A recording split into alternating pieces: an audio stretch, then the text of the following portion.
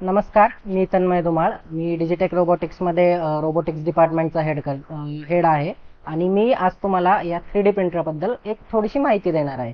तर आपण रोजच्या जीवनामध्ये बघतो का आपल्याला वेगवेगळ्या प्रकारचे काही प्लास्टिकची मॉडेल्स बनवावी लागतात. आता जी तुमच्या पुढे खेळणी वगैरे असतात, हे सगळे प्लास्टिकपासून बनतात किंवा अजून वेगवेगळ्या मटेरियलपासून बनतात. पण हे नक्की बनतात कसे, याचं प्रशिक्षण आज मी तुम्हाला देणार आहे. तर यामध्ये होतं काय, हा असतो आपला एक 3D प्रिंटर. 3D प्रिंटरमध्ये तुम्हाला सगळ्यांना प्रिंटर माहिती आहे. प्रिंटर आपल्या एका कागदावरती प्रिंट करायचं काम करतो. म्हणजेच प्रिंटर काय करतो, एका समान किंवा एका सपाट अक्षावरती प्रिंट करतो. ठीक आहे. पण हा जो 3D प्रिंटर असतो, हा शाईच्या ऐवजी प्लास्टिकचा वापर करतो. म्हणजे हे जे मटेरियल आहे, हे सगळं मटेरियल प्लास्टिक किंवा वेगवेगळ्या TPU असे बऱ्यापैकी वेगवेगळे मटेरियलचा वापर करू शकतो. त्याचा वापर करून वस्तू कशा बनवल्या जातात यासाठी आपल्याला 3D प्रिंटर शिकायचं. तर काय असतं यामध्ये असतात काही मोटर्स. या मोटर्स या नोझलला हलवायचं काम करतात. नोझल काय करतो, नोझल गरम होतो आणि या प्लास्टिकला वितळवतो. प्लास्टिक वितळल्यानंतर काय होईल, त्याला हवा तसा आकार देता येतो. त्या आकार देण्यासाठी त्याची जी हालचाल करावी लागते, ते हालचालचं काम या मोटर्स करतात. ठीक आहे. आता हे सगळं वापरण्यासाठी याला एका मेंदूची गरज असते. त्याचा मेंदू कोण असतो, तर हा संगणक. या संगणकामध्ये आपण कमांड्स किंवा आपल्या ज्या काही डिझाईन असतील वेगवेगळ्या, त्या सगळ्या आपण सेव्ह करून ठेवतो. या सेव्ह केलेल्या डिझाईन जेव्हा आपण इथे प्रिंट करतो, तेव्हा या प्रिंट केलेल्या कमांड सगळ्या मोटर्सला जातात आणि मोटर्स हालचाल करून आपल्याला हवी तशी आकृती प्रिंट करतात. तर इथे आपल्याला काय कमांड द्यायच्या असतात, बेसिकली इथे प्रिंट म्हणून ऑप्शन असतात. जसे आपल्या नॉर्मल प्रिंटरला असतात तसेच इथे प्रिंटचा ऑप्शन असतो. या प्रिंटच्या ऑप्शनमध्ये गेल्यावर तुम्हाला डिझाईन सिलेक्ट करता येतात. आपल्याला कोणती हवी आहे ती डिझाईन आपण जेव्हा सिलेक्ट करू, ती सिलेक्ट केल्यानंतर आपल्याला कशी पाहिजे, किती हाईटवरती पाहिजे किंवा किती टेम्परेचरने फिलामेंट खाली आली पाहिजे, हे सगळं आपण सेट करू शकतो. तर सध्या आपण हे सेट केलेलं आहे आणि जेव्हा आपण कन्फर्म करतो त्यावेळेस सगळ्यात पहिला हा स्वतःला ॲडजस्ट करून घेतो. मग नक्की याला प्रिंट कुठे करायचं आहे. आता हा जो नोझल आहे याने हवेमध्ये प्रिंट केल्यावरती तो उभा राहू शकत नाही, त्यामुळे त्याला एक सपोर्ट पाहिजे असतो खाली. तर सपोर्ट हा बेस प्लेट, ही जी बेस प्लेट आहे ही सपोर्ट द्यायचं काम करते. मग प्रिंटिंगसाठी पहिलं कॅलिब्रेशन महत्त्वाचं असतं. कॅलिब्रेशन म्हणजे जसे आपण गाडी चालवताना किंवा सायकल चालवताना तुम्हाला पहिला बॅलन्स करावा लागतो, तशी सायकल पडते. नाहीतर तसंच या प्रिंटरला सुद्धा एक बॅलन्स करावा लागतो, नाहीतर वरचे जे प्लास्टिकचे थर असतात ते खाली पडून सुटतात. तर ते बॅलन्स करायचं काम हे हिटिंगचं पॅड करतो फक्त. या हिटिंग पॅडवरती काय होईल, जसजसं हा पॅड गरम होतो तसं तसं प्लास्टिक याला चिकटायला सुरू करतं. जसजसं हे चिकटायला लागेल तसं तसं मोटर त्याला आकार द्यायचं काम करतात. तर प्लास्टिक किती वरती वितळतं कुणाला काही माहिती आहे का? पाणी 100 अंशावरती वितळायला चालू करतं. ठीक आहे. तसंच प्लास्टिक 200 ते 250 डिग्री तापमानावरती वितळतं.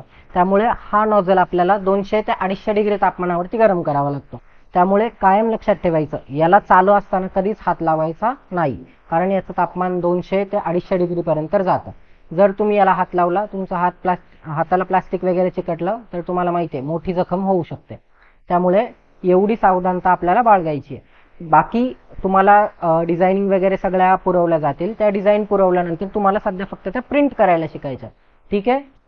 समजलं सगळ्यांना काय करायचं आहे आपल्याला याच्यामध्ये? आता आता आपण पाहू शकतो का हा जो 3D प्रिंटर आहे, या 3D प्रिंटरमध्ये आपण आपल्या डिझाईन फीड केल्या एकदा. म्हणजे जेव्हा आपण काहीतरी आकृती बनवली किंवा एखादी डिझाईन बनवली, त्या आपण इथे मेमरी कार्ड, इथे जे SD कार्ड आहे त्या SD कार्डच्या साहाय्याने प्रिंटरमध्ये फीड करू शकतो. जेव्हा त्या प्रिंटरमध्ये येतात, हा जो संगणक आहे किंवा हा कम्प्युटर मॉड्यूल आपण इथे जे लावलेलं आहे, हा त्या डिझाईन्सला रीड करतो आणि मग त्या इन्स्ट्रक्शन्स मोटरकडे जातात. मोटर काय करते, हळूहळू आता या ज्या सगळ्या डायमेन्शन हे तुम्ही पाहू शकता, ही लेफ्ट आणि राईट म्हणजे एक्स आणि वाय ऍक्सिस वरती हलतीये. सेम तशीच ही जी खाली मोटर आहे हे सुद्धा परत एक्स आणि वाय या ऍक्सिस वरती हलतीये. बरोबर. त्यानंतर अजून एक इथे ही मोटर असते, ही वर आणि खाली जाण्यासाठी हलते. असं करून आपण 3 ऍक्सिस वरती म्हणजे 3 अक्षांवरती या ज्या प्रिंटर आहेत त्या प्रिंटरच्या साह्याने वस्तू बनवू शकतो. बरोबर. मग आता हा जो ही फिलामेंट आहे याला आपण बोलतो फिलामेंट. ही फिलामेंट प्लास्टिकची असते. प्लास्टिक जेव्हा वितळेल तेव्हा हा नॉझल वितळलेल्या प्लास्टिकला बेस प्लेटवरती खाली सोडतो आणि त्याला आकार देण्याचं काम कोण करतंय, हा जो बेस प्लेट असेल ती किंवा ही जी नॉझल आहे, या 2 मोटर, बेस प्लेटची मोटर आणि नॉझलची मोटर. जेव्हा याला सपोर्ट भेटेल किंवा जेव्हा कंटिन्युअसली तुम्ही मोटर मुवमेंट करता त्यावेळेस खाली एक थर तयार होत जातो प्रिंटिंगचा. हा जो प्रिंटिंगचा थर आहे खाली तुम्हाला दिसत असेल, हा व्हाईट कलरचा झालेला, हा तुमच्या डिझाईनचा बेस असतो. हळूहळू जसजसा खालचा एक थर पूर्ण होतो तसा तो वरचा थर प्रिंट करायला चालू करतो. म्हणजे अशी थरांनी तुम्हाला लेअर्सची प्रिंटिंग भेटते. त्यामुळे याला बोललं जातं 3D प्रिंटर, जो त्रिमितीय आकृत्या बनवतो. काय बनवतो तो? त्रिमितीय आकृत्या. राहील लक्षात? बरं, आता दरवेळेस तुम्ही हेच प्लास्टिक वापरणार आहे का? कधी समजा तुम्हाला दुसरं प्लास्टिक वापरायचं असेल तर अशा वेळेस काय करावं लागेल आपल्याला? या नॉझलचं तापमान बदलावं लागेल, टेम्परेचर बदलावं लागेल, किंवा या प्रिंटरची आपल्याला स्पीड वगैरे सुद्धा बदलावी लागेल. तर यासाठी आपल्याला काय करायचं आहे? वेगवेगळ्या स्पीड असतील किंवा वेगवेगळ्या टेम्परेचर आहेत, त्या बाहेरून कुठून तरी याला सांगितलं पाहिजे. मी तुम्हाला सांगितलं होतं, संगणकाला आपली भाषा कळते का? नाही. त्याला कोणती भाषा कळते? प्रोग्रॅमिंगची. मग ती प्रोग्रॅमिंग कुठून करतो आपण? बाहेरच्या संगणकामधून. मग आपण बाहेरचा संगणक याला जोडू शकतो. आता इथे तुम्हाला पोर्ट दिसत असतील, हे बघा, इथे वेगवेगळे पोर्ट दिसत आहेत का? पोल आहेत छोटे छोटे. हा, या मार्फत तुम्ही काय करू शकता? तुमचा जो संगणक आहे तो संगणक या 3D प्रिंटरला कनेक्ट करू शकता. आणि मग त्याचे काही ऍप्लिकेशन्स असतात. तुम्ही संगणकाच्या क्लासमध्ये शिकलेत, ऍप्लिकेशन्स काय काम करतात? नोटपॅड वापरलं तुम्ही, नोटपॅड मध्ये काय काम करत होते? मग सेम तसेच याचे जे ऍप्लिकेशन आहेत, याच्या ऍप्लिकेशन मध्ये तुम्हाला याची माहिती भरावी लागते. तुम्हाला किती तापमान ठेवायचं आहे प्लास्टिकसाठी, किंवा किती स्पीड आहे, किंवा किती वेळामध्ये तुम्हाला तुमची ही जी प्रिंट आहे ही पूर्ण करायची आहे, हे सगळं तुम्ही संगणकाने फीड करू शकता याला, की जेणेकरून आपल्या ज्या डिझाईन आहेत या तुम्हाला अॅक्युरेटली बनवता येतील. समजलं सगळ्यांना? सगळ्यांना कळालंय? मग आता जेव्हा या पूर्ण होतील तेव्हा या पूर्ण झालेल्या डिझाईन आपल्याला जर बाहेर काढायच्या असतील, काय करू शकतो आपण? इथे वेगवेगळ्या ऑपरेशन्स असतात. प्रिंटिंग स्पीड, म्हणजे इथे स्पीड तुम्ही इकडे पण ऍडजस्ट करू शकता, नॉझल टेम्परेचर इथे पण ऍडजस्ट करू शकता, किंवा बाहेरून जर तुम्हाला आकृत्या द्यायच्या असतील तर त्या सुद्धा तुम्ही देऊ शकता. याच्यासाठी एक ऍप्लिकेशन होतं, त्याला बोलतात क्युरा. काय बोलतात त्याला? क्युरा. जसं नोटपॅड आपण आपल्या लिहिण्यासाठी वापरतो, तसं क्युरा 3D प्रिंटरच्या इन्स्ट्रक्शन लिहिण्यासाठी वापरलं जातं. राहील लक्षात सगळ्यांच्या? आता समजलंय सगळ्यांना? ओके. मग आता ह्या ज्या आकृत्या आहेत, या आकृत्या तुम्हाला बनवण्यासाठी 3D डिझाईन्स लागतात. त्या 3D डिझाईन्स आपण सॉफ्टवेअरमध्ये बनवतो, त्याला बोलतात कॅड. कोणतं सॉफ्टवेअर? कॅड. तुम्ही चित्र काढता तेव्हा ड्रॉइंग पेजवरती काढता, बरोबर? तसेच चित्र आपल्याला जर संगणकामध्ये काढायचे असतील, पेंट म्हणून सॉफ्टवेअर असतं, तुम्ही सगळ्यांनी पेंट वापरलेलं आहे. तसाच डिझाईन जर तुम्हाला 3D प्रिंटरसाठी वापरायचे असतील तर त्याच्यासाठी कोणतं सॉफ्टवेअर वापरलं जातं? कोणतं सांगितलं मी तुम्हाला आता? क्युरा.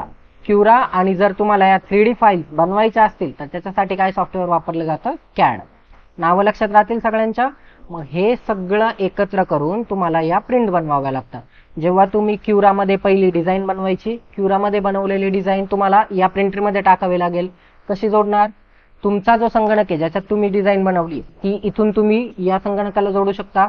मग या संगणकाला जोडल्यानंतर तुम्हाला प्रिंट करायचंय परत. मी मगाशी सांगितलं प्रिंट ऑपरेशन कसे करतात, ठीक आहे?